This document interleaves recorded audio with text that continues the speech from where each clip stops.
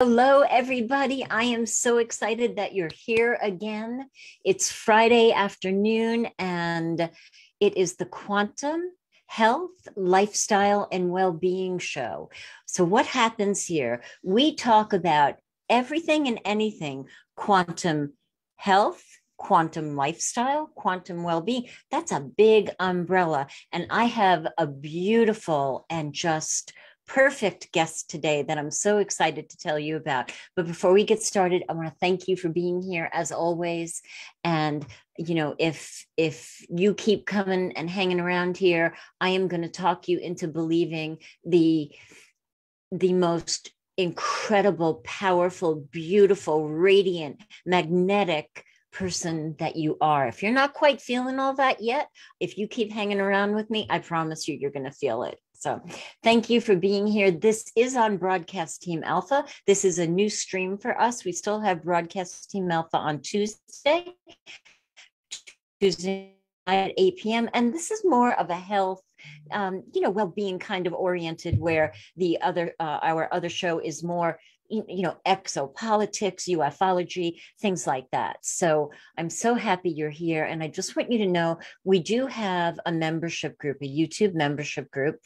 What happens back there is we kind of test drive some of the topics and some of the personal information that we're not ready to put out to the regular public. So Augie and I share our stories and some information back there that's kind of like beta testing, but in that beta testing, you get to know us a little bit more deeply. We hold Zoom gatherings to hang out together. We have incredible people come, like Jenny G. She comes and does readings, naturopathic doctor. So there's what is it? The benefit of perks, or no, the benefit of membership.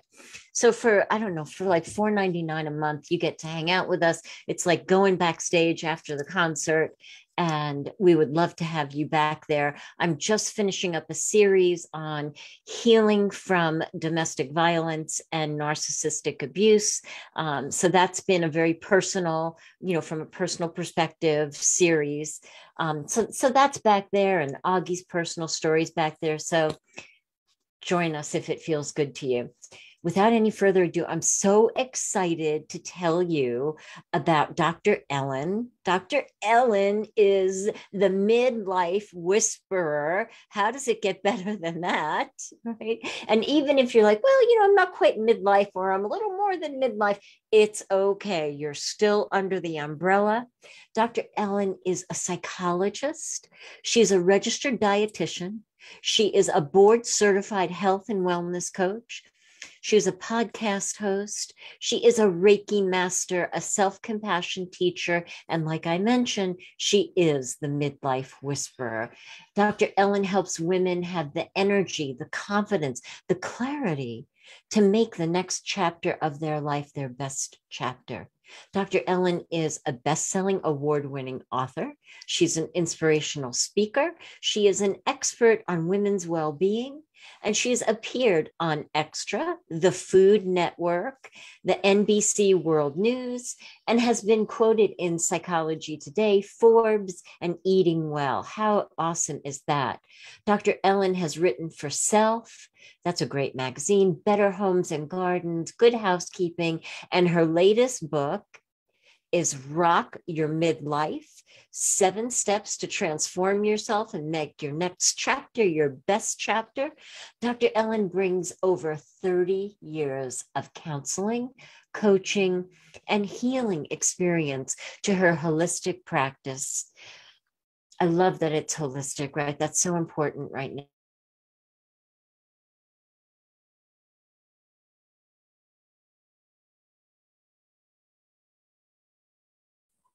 And I'm sorry, guys, I just got lost for a minute.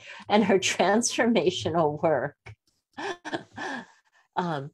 Dr. Ellen lives on the Champlain Islands of Vermont with her high-tech raw food loving partner, Ken, and her tree climbing border collie, Rosie. Dr. Ellen, welcome. It's so great to have you. Thank you. Oh, thank you, Nori. It is so awesome to be here. And I love your perspective. And I'm really looking forward to diving in and give everyone who's listening really some powerful takeaways that are going to help them rock their lives wherever they find themselves. I love that. I love it. So, Dr. Ellen, you have a lot of incredible tools and modalities and pathways that you've chosen. How has your life experience brought you to here to be the Midlife Whisperer? How did that come about for you? Well, I've always worked with midlife women. Even when I was a registered dietitian 30 years ago, everybody who came to me was at midlife. So I started off my career as a registered dietitian. And, of course, midlife is when we start to feel issues like high cholesterol, high blood sugar, the weight starts to come on, menopause, all of those things. So that's who's always been coming to me. And I've always found this time of life so incredibly fascinating. And then going through it myself, I got even more experience. I've worked with, hundreds of women at midlife, had my own midlife challenges. I have had blindness, breast cancer, divorce, the whole gamut of things. And I'm, still standing. And so it's an amazing time of life. And I'm so excited to talk about it because it's really changing. When you put midlife in Google, what comes up is crisis. Or when you put it in the thesaurus, it's the wrong side of 40. And, we're standing up and saying no. And, the society is starting to change. You have, women who are looking to run for president at 51, like Nikki Haley. And you have, movies like I just saw a great movie with George Clooney and Julia Roberts, who's 55, having a, romantic comedy. So it's starting to change. And the whole idea of the Midlife Whisperer, and I'm sure you can, resonate with this. Yes. I was at a conference and I was trying to figure out, like, what do I actually do? And at that time I was going by like the Grow and Glow coach. And it was this epiphany, like, yeah, you're the midlife whisperer, just like, there's a dog whisperer, the horse whisperer, the cat whisperer that like can whisper to somebody's soul and say, what, I understand you. I've got you. And it just hit me. And I was like shocked that nobody had the moniker. So I became the Midlife Whisperer. I love it. I love it. And it's so important because not everybody is prepared for midlife. I mean, when I began to go through menopause, my mom, was old school, little drill sergeant and never talked about that stuff. And I was really ill prepared and didn't really know what I was getting into until one day I found myself standing on the balcony in Bethesda, Maryland, in my bare feet in snow because I was having a hot flash, like someone slid me in the pizza oven. And I was like, oh boy, here we go. And I didn't really have anybody to help me with that. Now, there are changes that go on that, that there's so much now that we can do to ease those changes. And I'm sure that your 30 years of being a dietitian really plays into that. How important is food during our changes in our body as we move past 40? Well, food is always important, right? And I think the most important thing that we're discovering is the power of an anti-inflammatory diet. what happens is, estrogen, helps to keep the inflammation in place. But when the estrogen levels start to fluctuate and decrease, which is what naturally happens during perimenopause, the period before you actually go into menopause, we might experience more inflammation. So the cool thing is that there are so many foods that are anti-inflammatory, things like your fruits, your veggies, your, fish oil, supplements like curcumin, and eating more garlic, more ginger. So there's so much we can do to keep that inflammation at bay. And there's really no downside to it. Plus, those foods are also great for weight control.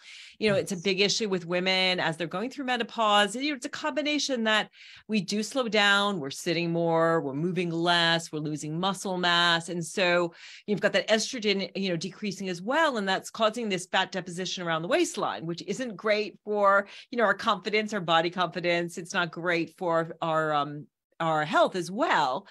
But there's so much we can do with this anti-inflammatory diet. Another awesome thing, along with the foods that you're eating, is actually there's starting to be more and more research around intermittent fasting, which I've been fascinated by. Initially, I was kind of like, oh, I've worked with a lot of women with eating disorders or disordered eating. And I was kind of on the fence of like, do I tell, people to try maybe doing a 16 hours of not eating, 8 hours of eating kind of thing. And as I look at the research, there's an increasing amount of evidence that shows that intermittent fasting can actually also help with the inflammation. So inflammation is at the root of everything. It's at the root of, heart disease, cancer, Alzheimer's. So it's super important to eat an anti-inflammatory diet. Yes, yes. And you work with people holistically.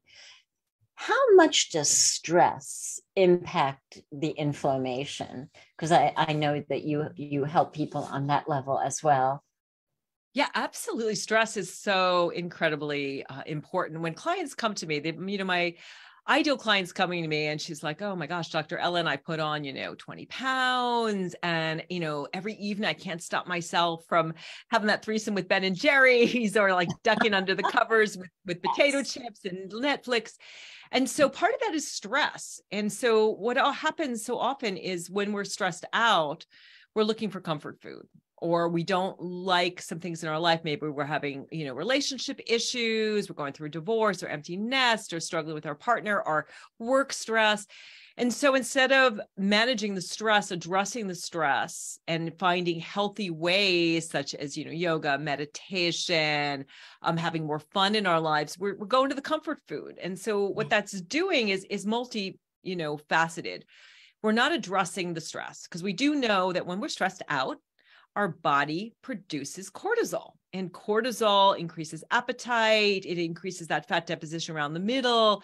It creates inflammation because stress is your body's way to say there's danger, right? So I better have the inflammation. So in case I am, eaten by a saber-toothed tiger, get attacked, right. my body can deal with it. But what happens is we go into chronic stress. So the stress isn't short-lived, doesn't go away. And over time, that stress is creating all of this inflammation, which we talked about. So stress is a really big issue. But what happens is so many people, they're stressed out and they're like, I've got to have that comfort food, or I've got to have some alcohol. And why you may feel initially a little bit better because you're distracting yourself, getting some comfort, your dopamine levels, which is another neurotransmitter that is the transmitter of reward. You kind of feel a little good, but then that wears off.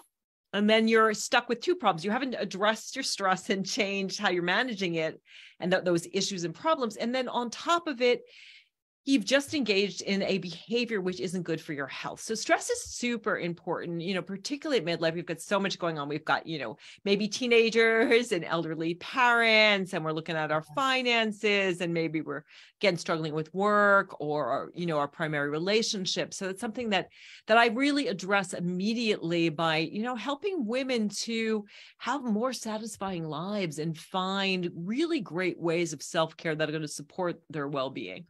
I love that. I love that. And so it doesn't necessarily start with somebody waking up going, I need to work on my inflammation.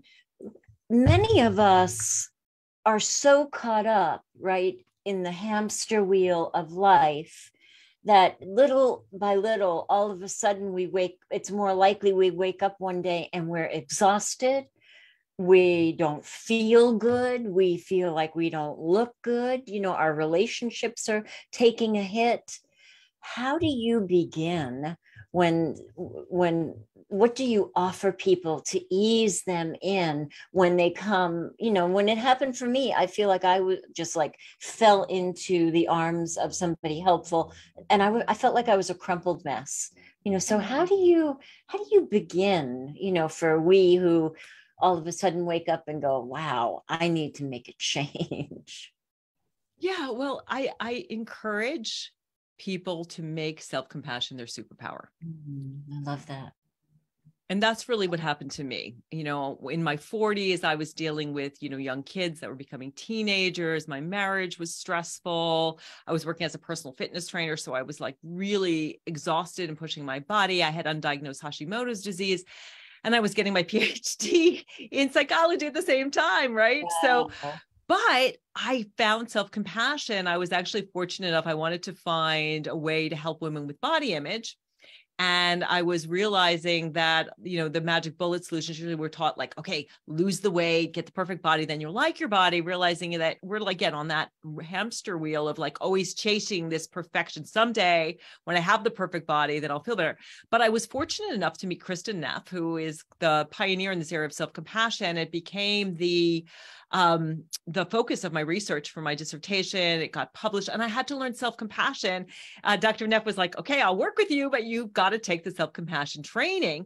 And I learned to treat myself the way I would a good friend. So start with doing this as a way to be kind to yourself rather than critical, instead of saying, oh my gosh, I've gained so much weight and what is wrong with me? And I can't control myself. This sort of negative self-talk that we lean into. You're kind. You're like, oh, it's okay. You'll get through this. I've got you. You look at yourself in the mirror with kind eyes, with those eyes of compassion that look into your soul. So that's the first thing. You're kind rather than critical. You understand common humanity. You understand that millions of women across the globe go through menopause. If you're living in a female body, you're probably going to go through menopause. It's normal. Then you don't feel so alone. You're like, oh my God, why is this happening to me? This shouldn't be happening to me. Instead, you're like, oh, this is menopause. And let me talk to my doctor. Let me get some support. Let me see what I can do. It's not that something has gone wrong. There's nothing wrong with me. And then the last piece is mindfulness. And so with mindfulness under self-compassion, you're mindful. You're mindful when you're like, oh, I don't feel so good today. Maybe, I didn't sleep so well last night because of the hot flashes and the night sweats. Maybe I can call the office and say, can I work from home today? Or I can ask my spouse, can you pick up the kids today? Or, can you give me half a day off on Saturday because I really need to like sleep in or go to that yoga class. So you're mindful that you are stressed and struggling, and you give yourself what you need. Exactly. And I take a page out of my best friend's playbook. She's like, how would you treat a 5-year-old little girl? What would you say to her? And that has been that was so helpful during the time when I was doing all the negative self-talk, because I was just beginning to embark on that journey. And, a lot of what I would say to myself is, what? It's going to be okay. And even that little bit, of love that I offered myself was a stepping stone to the next pebble, and then the next pebble. So tell me about your book and the 7 steps, because I have a feeling everything that I want to know is in there. Well, we've already talked about the second step, which is learning to love yourself. So the first step is knowing yourself. Whether you're at midlife or not, if you want to make a great next chapter, you want to be, on the right path in alignment with your soul, it's so important that you get to know who you are. So often we're wearing this mask, right? Where we are, being what society says we should be, or, what our spouse, our parents, our peers tell us we're supposed to be. And if you want to create a great next chapter, be on your path, you've got to get to know yourself. Like, who am I really? That's when the imposter syndrome comes in, because we're wearing this mask. But take that mask off. Ask yourself, what am I great at? What do I love to do? What would I do all day? If I could. What do my friends tell me I'm awesome at? What did I love to be? What did I want to be when I was 5? Going back to your 5-year-old self. So the first step is knowing yourself. And I give people lots of tools, journaling prompts, and different resources and tests they can take to really get to know themselves. Second step we talked about is that self-compassion, learning to love yourself. Because, you want to do this because you love yourself, not because your self-critic says you're not good enough. So that's number 2. And that was a huge game changer for me. Number 3 is to energize yourself. So taking care of your midlife body. So in midlife, there are a lot of changes going on. We talked about the whole food plant-based diet. We also need more protein at midlife. We need more calcium. We need to make sure that we are getting enough exercise. We're keeping that muscle mass on. We need to take care of sleep and stress. So this chapter is all about having more energy. And of course, you're familiar with doing energy work too, of understanding that you're an energetic being, right? We come from sunlight. We are energetic beings. We can impact our energy through energy medicine, energy work, through our thoughts, which brings me to 4, which is about reprogramming your brain. So we know all about neuroplasticity, and we know that our thoughts create our reality. We know that, we can have positive, neutral, and negative thoughts. We can really try to expand on the positive thoughts, look at things and reframe them in a positive way, use things like, cognitive therapy to help us view things differently, really reprogramming our mind to really utilize that to help us to stay vital, focused, and really moving forward with midlife. Number 5 is empower yourself.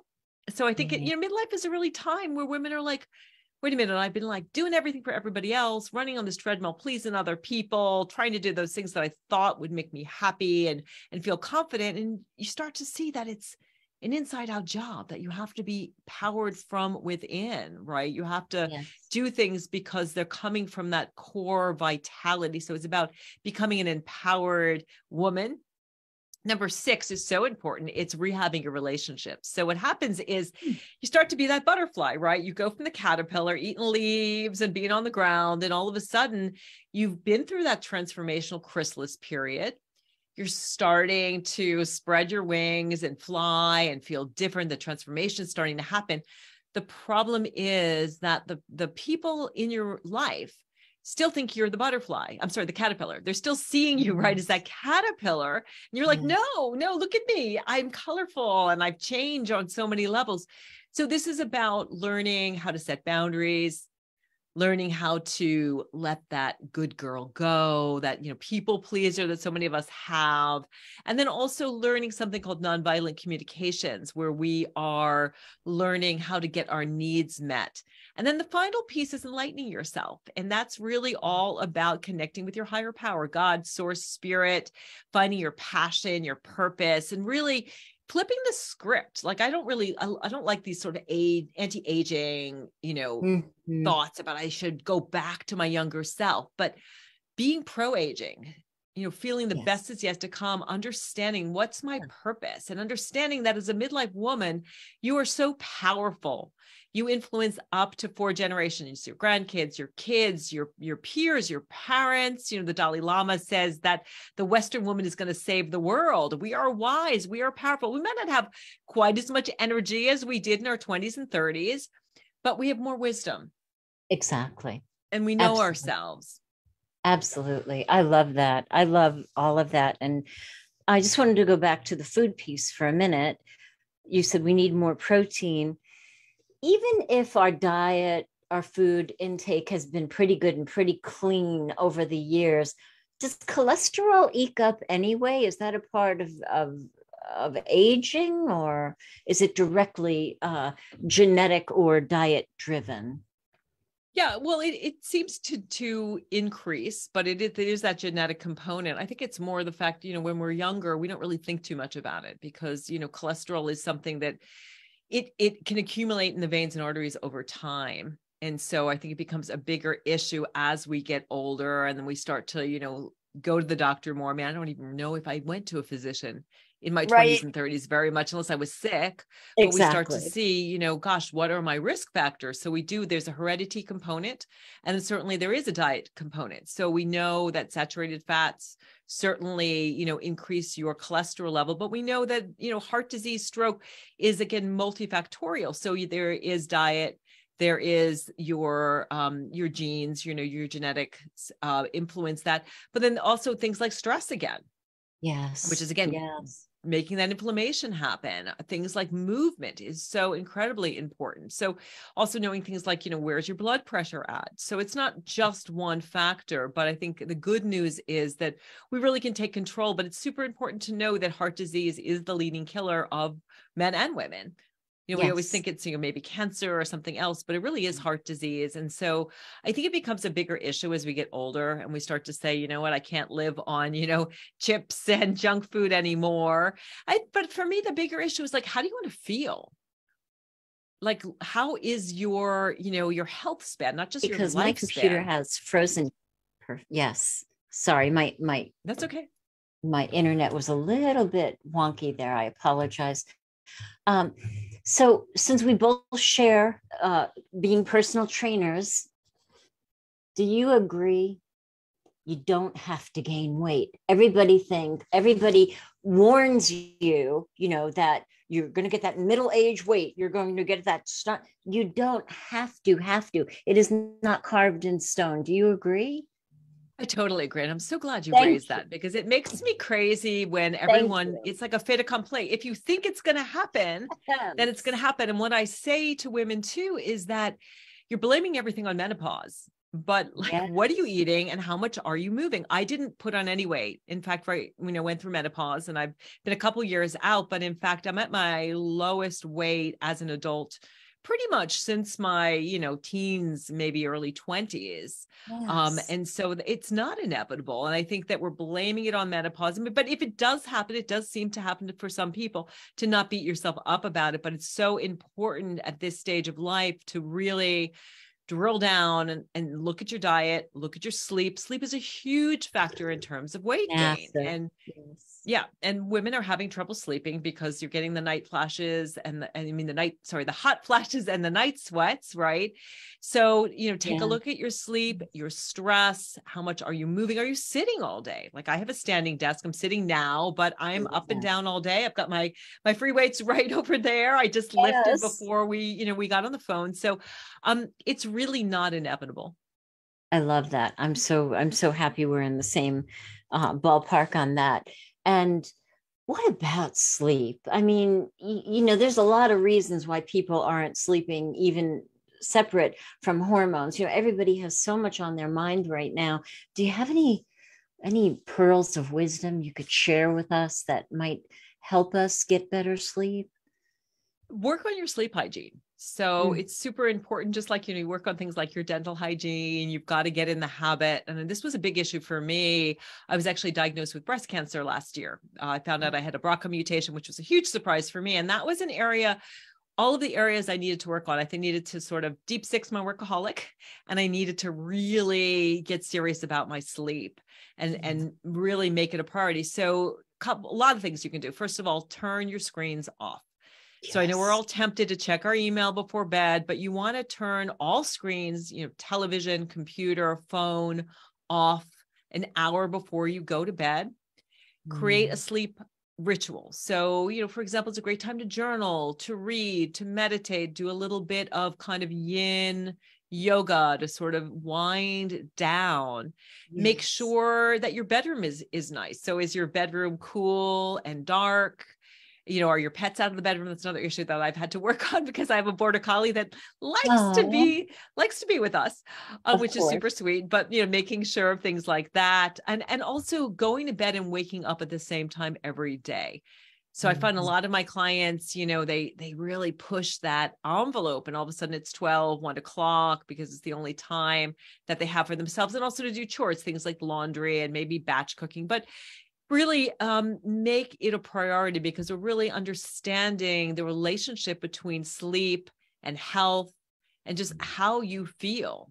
So it is really important. And if you're struggling, get some help. Also, exercise is great. I'm sure you tell your clients that all the time. Moving your body. Absolutely. Sunlight is super important. So making sure to get a dose of sunlight earlier in the day, like when you wake up, or use one of those sunlights if you're in I'm in Vermont, so it's kind of dark Yes. here, but there is so much you can do. And, in terms of supplementation, there's a lot of great supplements on the market. I really like melatonin. It doesn't work for everybody, but melatonin is actually an antioxidant. So it can actually be beneficial for your body. And that helps people to actually melatonin tells your body it's time for rest. So it doesn't help you stay asleep, but it can help you get into that sleep mode. I also like CBD can be really helpful for some people. There's a lot of herbs that are helpful, things like, valerian, chamomile, maybe a cup of chamomile tea.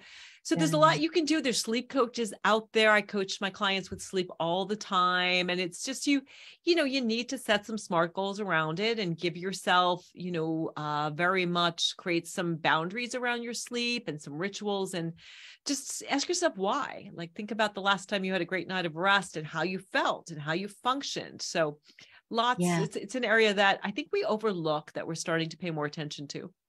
I like that. And what I'm kind of hearing is that in everything that you do, you're asking us to look at the habits of what we've created, right? I mean, how many of us get in bed and do grab the cell phone, right? And then for me, once that light lights up, that just stimulates me, so I had to really take a look at these.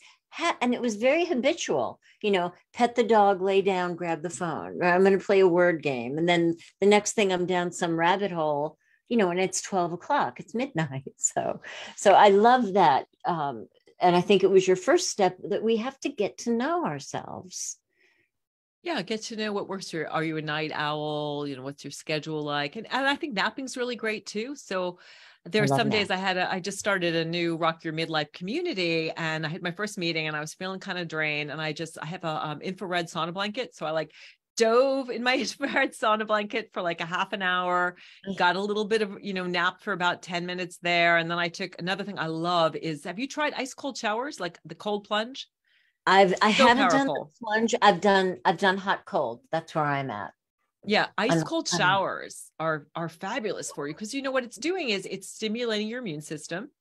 It's great for everything from your immunity, your mood. It just makes you feel really invigorated and alive. So that's one of my favorite jams, is to do the infrared sauna if I'm tired, take a little nap and jump in a cold shower, and I'm ready for whatever's next in my day. That sounds wonderful. And where can people find your book? Well, my book's on Amazon, so it's Rock Your Midlife. And if people want to find me and find the book, you can just go to my website, which is themidlifewhisperer.com. That's themidlifewhisperer.com. That's wonderful. And I'm sure Mac will put that in our chat. When somebody works with you, what does that look like? Is it coaching? Is it holistic? Is it everything? Yeah, it's really everything, and it's really individual. And I think is, again, that whispering element of sometimes what I do is I kind of remove these psychic splinters. I mean, sometimes things like trauma can keep things in place. I find a lot of the women who are coming to me really are having throat chakra issues. Yes. Because they've silenced themselves for so long, because they've taught, I've got to be good, I've got to be quiet. Right. So it really is very individualized. I mean, I love to work on a holistic level, and certainly looking at things like chakras, even giving people things like distance Reiki. I would say my work is very much about, and I think like you, and I think we talked about this on the phone, of just having all of this clinical training. I have more degrees than a thermometer. I'm a PhD psychologist and a dietitian and a health and wellness coach. I have this octopus brain. I love just scientific information, but I'm also a healer of healers. I had my palms read by this amazing woman who saw this. She called them stigmata. So she saw the healer of healers and this octopus brain on my hands. And so I'm about healing And because you have to really do that deep healing work and be able to expose those things at the same time of having that clinical background, so you can really look and see what's right. And also the coaching background. When I started out, in the wellness industry, I was a dietitian, and everything was like, eat this, don't eat this. And people would come in my office and nobody ever changed and nobody ever came back because I didn't. Yeah. I don't know if you know that feeling, or if, you're a nurse and you're telling people like, you got to change your diet or you're going to have to go on insulin or you might lose a limb, and they don't do it. And it's a combination of understanding where you meet people with where they're at, where you can have compassion, help them to have compassion for themselves, and also understanding the stage of change. People might not be at a place where they're ready to change. Either I can't or I won't. And so how do I move them from I can't, understanding is it I can't, is it I won't? And then moving them past that and getting to the place where I could do this. Maybe, maybe I'm not ready to make major diet changes, but maybe I could take a walk, or I could cut back on my smoking or drinking, or work on my sleep. So trying to find, because we all want to be well, but so often I find I also work with something that's called immunity to change. We have a built-in immune system to changing. This is something I talk a lot about in Rock Your Midlife. So reason people stay stuck. So for example, I'll have a grandmother who is always there for her grandkids. Like that's so important for her. She wants to be there 24/7. When she starts thinking about, I'm going to take that jazzercise class, or I'm going to take yoga or sign up for the gym, she starts to feel stressed out, because this means telling her kids, well, I'm not always going to be there for you because I'm making time for me. And it actually can create a lot of like stress or trauma. Or another example is people around weight loss. So often that weight is protecting them. So they're like putting off their life. So for example, they kind of want to meet the right guy or get a different job or travel, but they're scared.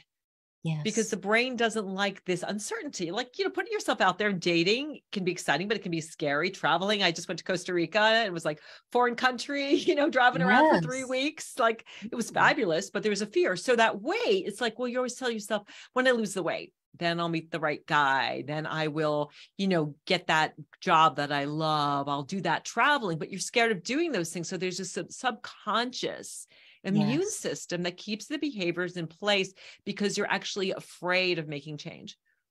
I love that. I love that. And with your background, of course, being a psychologist, I'm sure that you have beautiful, gentle, and lovely ways to, ease people out of that and ease people into the possibilities of what could be next, or what is coming up for you. And so exciting. So do you do work with the subconscious mind as well? Certainly, I would say what I'm doing is really bringing the subconscious to the conscious. And often I'll also throw a few tarot cards to get some intuitive wisdom in. But it's so much about, just shining a light and helping people create a vision. Like, who do you want to be? Exactly. And then what's blocking that, both the subconscious blocks as well as, what are the lifestyle relationship factors that are keeping you stuck, and how do we work with all of these factors to help you be the healthiest, happiest person you can be. I love that. I love that. So are you strictly one-on-one, or do you do small groups or webinars, or how does it work? All of the above. So I just started the Rock Your Midlife community. So I started that just beginning of March. So I wanted to create a space where people could come and see other midlife women and get help from me. Working one-on-one can be pricey. It's an investment, and I certainly see people one-on-one.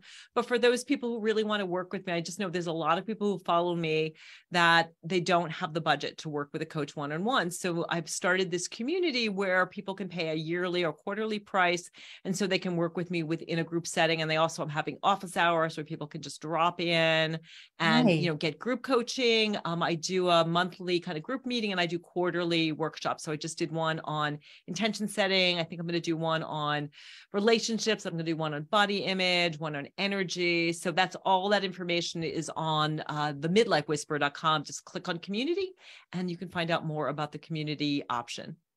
I love that. I love that. And I'm going to steal my co-host's famous question from our other broadcast team, Alpha Show.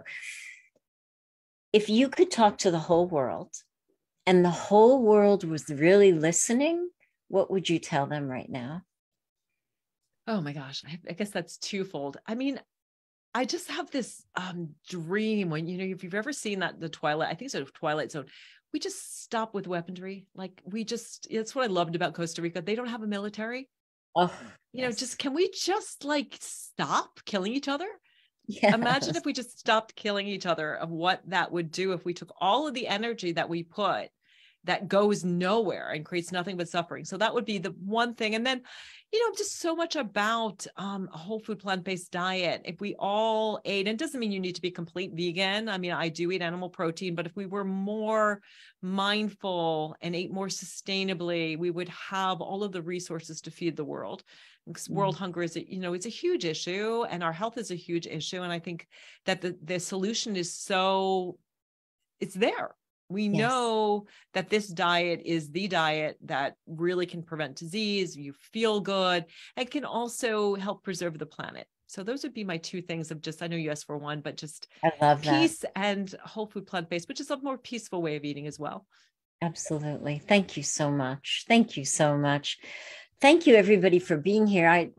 The time just melts when somebody fascinating like yourself joins us.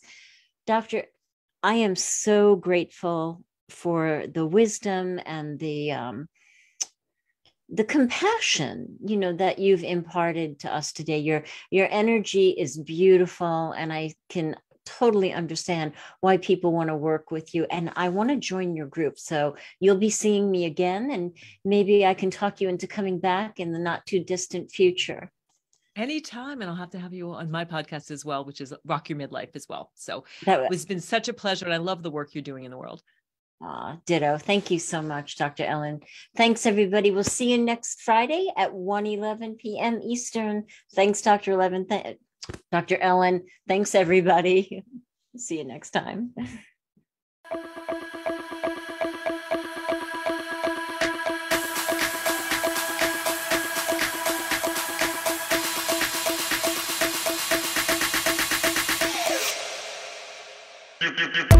You